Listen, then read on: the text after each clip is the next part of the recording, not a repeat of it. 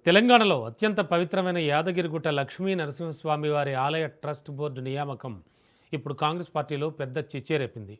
ముఖ్యమంత్రి రేవంత్ రెడ్డి ఏకపక్షంగా ఈ బోర్డును ప్రకటించారంటూ సొంత పార్టీకి చెందిన సీనియర్ నేతలే బాహాటంగా గళమెత్తుతున్నారు. అత్యంత ఆశ్చర్యకరమైన విషయం ఏంటంటే ఈ నియామకాల ప్రక్రియలో దేవాదాయ శాఖ మంత్రి కొండా సురేఖను కూడా సంప్రదించలేదనే ప్రచారం పార్టీ వర్గాల్లో కలకలం రేపుతోంది. ఆలయ వ్యవహారాలను పర్యవేక్షించాల్సిన మంత్రికి తెలియకుండానే బోర్డు ఏర్పాటు జరగడంపై ఆమె అనుచరులు, పార్టీ సీనియర్లు తీవ్ర అసహనం వ్యక్తం చేస్తున్నారు. దీంతో కేబినెట్ సమావేశానికి కొండా సురేఖ డుమ్మా కొట్టినట్లుగా తెలుస్తోంది. కేబినెట్ను బహిష్కరించి తన అసంతృప్తి వ్యక్తం చేసినట్లుగా ఊహాగానాలు వినబడుతున్నాయి. ఆలయం ఉన్న జిల్లాకు చెందిన నేతలను కూడా లేదా స్థానిక ప్రజాప్రతినిధులను సంప్రదించకుండానే బోర్డును ఖరారు చేయడంపై అభ్యంతరాలు వ్యక్తమవుతున్నాయి.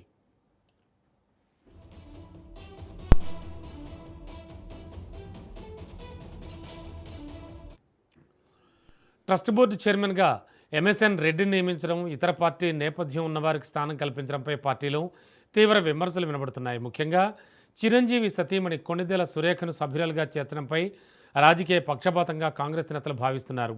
పార్టీ కోసం కష్టపడిన వారిని పక్కన పెట్టి కొత్తగా వచ్చిన వారికి అధిక ప్రాధాన్యత ఇస్తున్నారని సీనియర్లు ఆరోపిస్తున్నారు.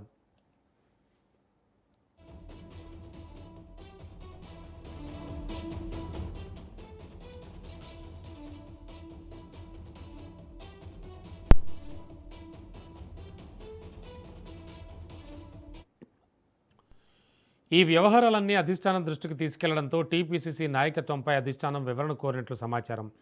ఈ వివాదం సకాలంలో పరిష్కారం కాకపోతే ప్రభుత్వానికి పార్టీకి మధ్య దూరం పెరిగే అవకాశం ఉందని విశ్లేషకులు భావిస్తున్నారు.